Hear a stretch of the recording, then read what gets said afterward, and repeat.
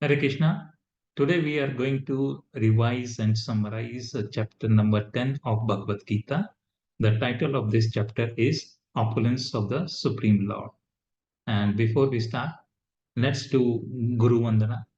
Om Agyantimirandasya Gyananjan Shalakya Chakrunalavintam Yen Tasmai Shri Gurve Nama Jai Shri Krishna Chaitanya Prabhu Nityananda Shri Advait Gadadhar Shivasadi Gaur Bhakta Vrinda Hare Krishna, Krishna Krishna, Hare Hare, Hare Ram, Ram Ram, Hare Hare. First of all, my Danvat Pranam to my Diksha Guru Shri Bhaktivedanta Narayan Maharji. Thereafter, my Danvat Pranam to all the galaxy of my Shiksha Gurus. And thereafter, my Danvat Pranam to all the Vaishnavas and to the listeners of this video and audio.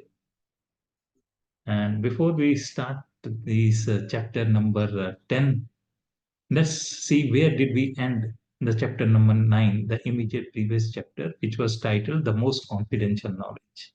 There, Krishna Bhagwan Ji had ended the chapter with a very beautiful message to Arjuna. And he had said in the last shlok number 34 of chapter number 9, he had said, मन मना भाव मद भक्तो मद याजी मम नमस्कारु मम अवेयासी युक्ता व्यायाम atma nam mat prayanaha, meaning engage your mind always thinking of me, become my devotee, offer obeisances to me and worship me, being completely absorbed in me, surely you will come back to me. So he had given the instructions as to what devotional service and how it is to be done. So this he had explained in the conclusion of the previous chapter. And in this particular chapter, number 10, the opulence of the absolute, Krishna Bhagwan Ji is going to describe why people should come to me, what are my opulences. So by understanding those opulences, people will get full understanding as to the Supreme Lord, that if at all they have to do any spirituality, they should always worship Krishna Bhagwan Ji because he is the Supreme. And here he describes his opulences. So in shlok number 1 to 3, he talks about the mysterious origin of everything. He tells Arjun, okay, whatever I have told you so far, I'm going to tell you something more, which will be very, very beneficial for you and which has never been told to you or to anyone before, just because you are a very good friend of mine.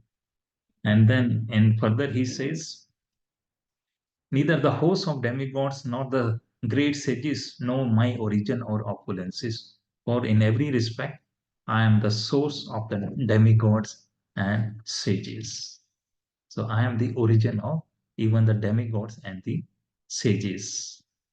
And in the third shlok, he says, he who knows me as the unborn, as the beginningless, as the supreme lord of all the worlds, he only, undiluted among men, is freed from all sins. And then going further, he says, I am the origin of everything, both the material things as well as the spiritual things. Everything originates from me. I am the source of every origin. And all these various qualities that you find in living beings, these are also created by me. And in shlok number 4 to 5, he says, intelligence, knowledge, freedom from doubt and delusion, forgiveness, truthfulness, control of the senses, control of the mind, happiness and distress, birth, death, fear, fearlessness, non-violence, equanimity, satisfaction, austerity, charity, fame, and infamy, all these various qualities of living beings, they are all created by me. Going further, in shlok number 6 and 7, he says that all the original personalities that are there, they all have origins in me. All the great personalities, Manus and other rishis and munis, they all have their source in me. And he says in shlok number 6, He says, the seven great sages, and before them the four great sages and the Manus come from me, born from my mind, and all the living beings populating the various planets, they descend from them. Everything has its source from me, even not on this planet, but in all the planets. And further, he says in Shlok number 7, one who is factually convinced of this opulence of mine and the mystic power of mine engages in unalloyed devotional service. Of this, there is absolutely no doubt. So he has made it very clear that all the devotional service and mystic powers are all originated from me. Now, we all by now know that we are in the Bhakti Yoga, the middle part of the Bhagavad Gita. In total, there are 18 chapters. The first 6 chapters are about Karma Yoga. The last 6 chapters are the Gyan Yoga. And the middle chapter, 6 chapters, they are about the Bhakti Yoga, the crux of Bhagavad Gita. So, amongst the middle 6 chapters of Bhakti Yoga, chapter number 9 and 10 are the crux of all the devotional service of all the Bhakti Yoga. And of all these 2 chapters, the shlok number 8 to 11 are considered to be the crux or the backbone of the Bhagavad Gita. These are from shlok number 8 to 11 of chapter number 10, titled The Opulence of the Absolute. So let's understand this Chaturshloki Bhagavad Gita. So it so happens that there are three stages of Bhagavad Gita. The first one being the Sambandh, when we attach a relationship with Bhagwan Ji, that is called the Sambandh stage, association stage. When having attained the association with Bhagwan Ji or created the Sambandh with Bhagwan Ji, next stage is to exercise, to implement, to work upon the association which we have developed. And this is called Abhidheya. And the third stage is called the Prayojan, when we have established the relationship with Bhagwan Ji, and when we have started doing the sadhana or the devotional service, then we reach at a very higher level of spirituality, and we know the Prayojan or the ultimate goal, which is prem or love with God. And we have to continue to do prem with Bhagwan. So it's said these 4 verses, the 4 shlok Bhagavad Gita, contain the essence of the Bhagavad Gita and describe spirituality in its 3 essential stages. The first stage is entitled the Sambandh, or knowledge of one's relationship with God and the universe. The second stage is the practice and application of such knowledge in one's daily life, technically known as Abhidheya. The third stage is the mature fruit of such practice, which is pure spiritual consciousness and unbounded love for God. This is called Prem with Bhagwan Ji and is also known as Prayojan. Thus, the Bhagavad Gita is actually the spiritual science, since there is Sambandh, there is Abhidheya, and there is Prayojan. These 4 verses give a roadmap of spirituality from beginning till end. Let's read out these 4 shlokas, very beautiful, very meaningful, and very helpful in our spirituality, in our bhakti, in our devotional service. Shlok number 8 says, Krishna Bhagwan says to Arjun, I am the source of all spiritual and material worlds. Everything emanates from me. The wise who perfectly know this engage in my devotional service and worship me with all their hearts. Further in Shlok number 9, Krishna Bhagwan says, the thoughts of my pure devotees dwell in me. Their lives are fully devoted to my service, and they derive great satisfaction and bliss from always enlightening one another and conversing about me. And in Shlok number 10, Bhagwanji says, to those who are constantly devoted to serving me with love, I give the understanding by which they can come to me. And having come to me, they have never to return back to the planet Earth. They never have to entangle themselves in the repeated cycle of birth and death, birth and death, birth and death, because they have reached me. They have reached my abode. And in the last Chatushloki Shlok, Shlok number 11, Bhagwanji says, to show them special mercy, I, dwelling in their hearts, destroy with the shining lamp of knowledge the darkness born of ignorance. I give them knowledge. And like the lamp, the darkness of ignorance is removed. So, ladies and gentlemen, that is Chaturshloki Bhagavad Gita. Going further, now Arjun says, okay, I have understood. I have understood that you are the supreme, you are everything. Now, Arjun now speaks about the glorification of Krishna Bhagwanji, that I accept everything. But I want to know more and more about your opulences. What are they? Why you are the supreme? What is in you? So let's read out the questions or the statements or the glorification of Krishna Bhagwanji, what Arjun says. And this he speaks in Shlok number 12 to 18. So Arjun says to Krishna Bhagwanji, you are the supreme personality of Godhead, the ultimate abode, the purest, the absolute truth. You are the eternal, transcendental origin personal, the unborn, the greatest. All the great sages such as Narad, Asit, Devala, and Vyas Muni confirm this about you. And now you yourself are declaring it to me. Only you can say that. Nobody else knows the greatness about you. Nobody else knows the opulences about you. Only you know. So please speak out to more and more about you, because I'm not satisfied. I love to hear more and more about you. So going further, he says, "O Krishna, I totally accept as truth all that you have told me.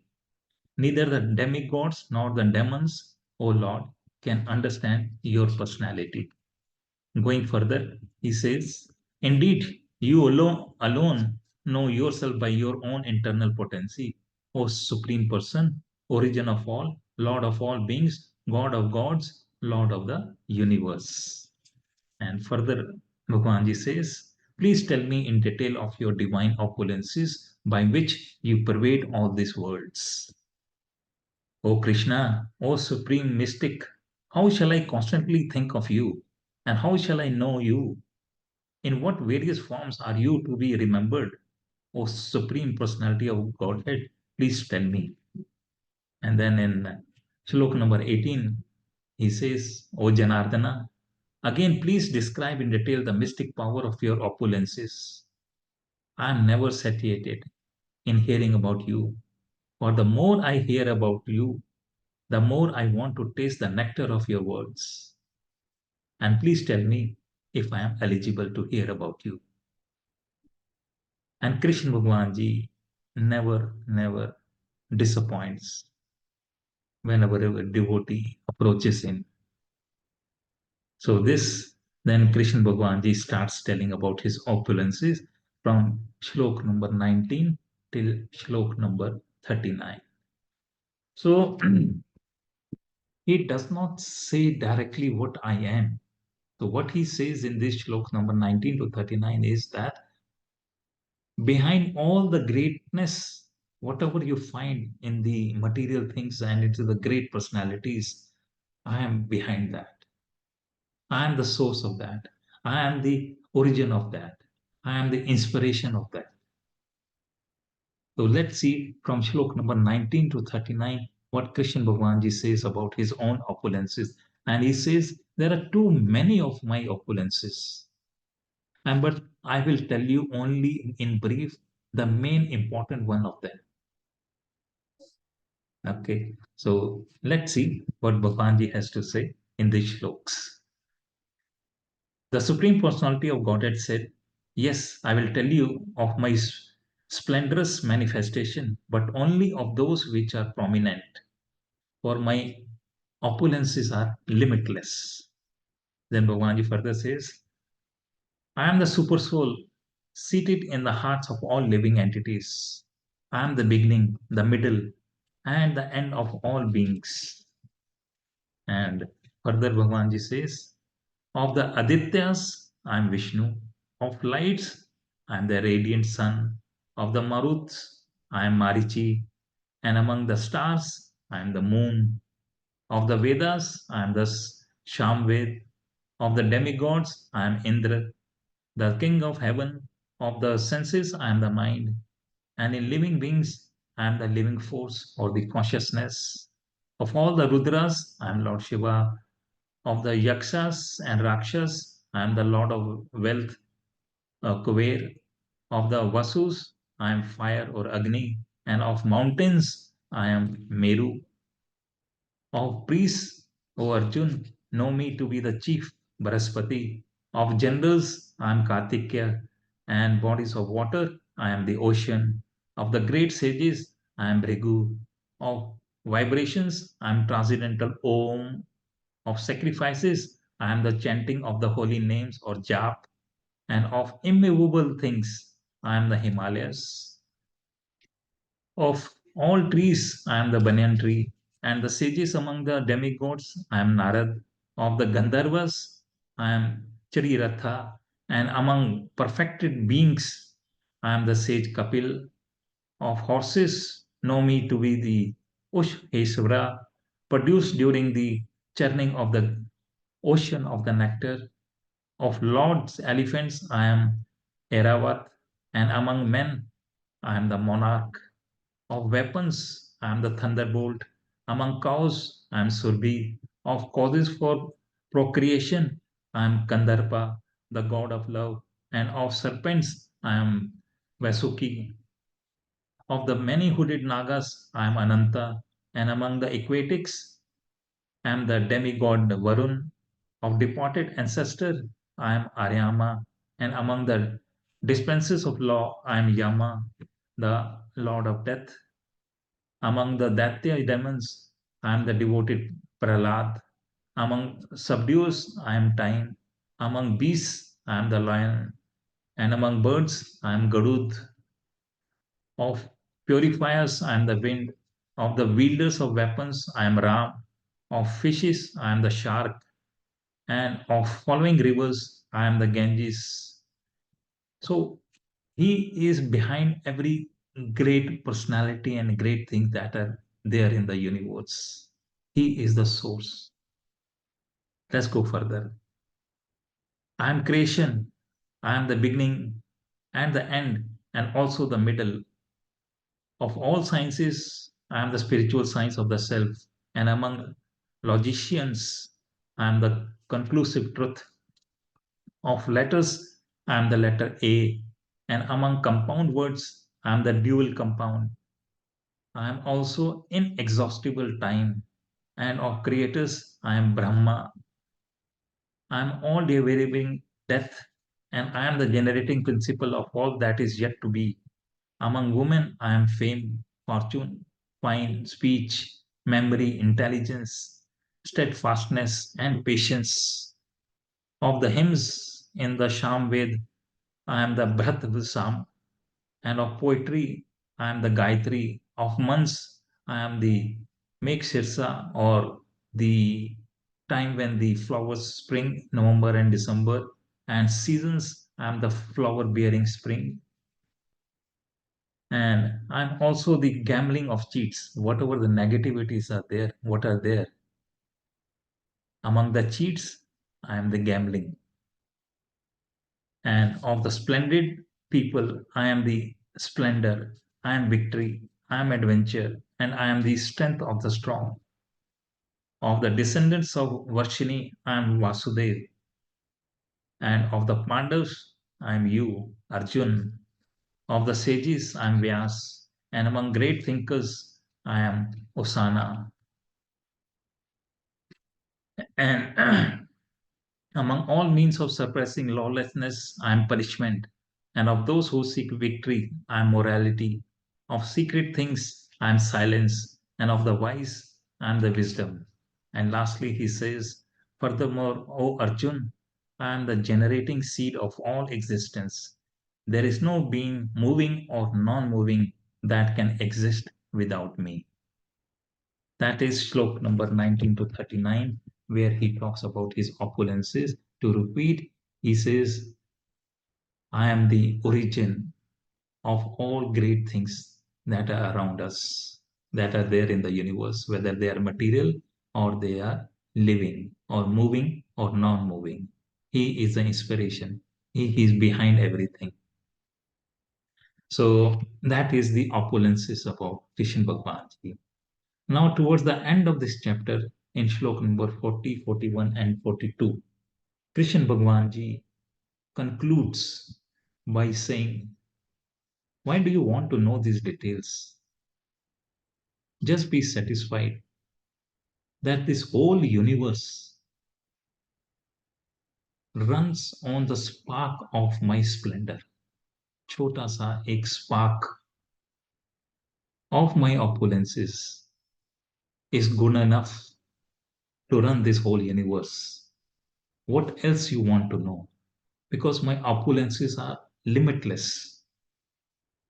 So let's see what Bhagwan Ji has to say in Shlok number 42, 42, the end of this last three shloks of this chapter. In Shlok number 40, Bhagwan Ji says, O mighty conqueror of enemies, there is no end to my divine manifestations. What I have spoken to you is but a mere indication of my infinite opulences.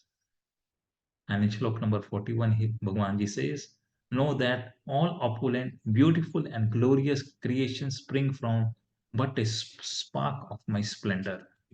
And in the last Shlok, he says, but what need is there, Arjun, for all this detailed knowledge? With a single fragment of myself, I pervade and support this entire universe. So we have understood that the opulences of Krishna Bhagwanji are limitless. If at all we have to do any spiritual activity, if at all we have to do any devotional service, we must pray to Krishna Bhagwanji because there is nobody superior than him. He is the supreme of everybody, of everything. Nobody is even equal to him. And we must pray to him because his opulences are limitless. So there is no doubt to him that he is the ultimate Bhagwan, the ultimate God.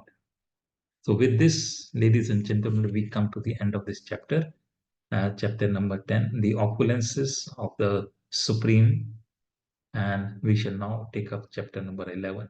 And this chapter number 11 is the creation, the ultimate darshan of Bhagwan Ji, the avatar of Bhagwan Ji. We are going to learn about that.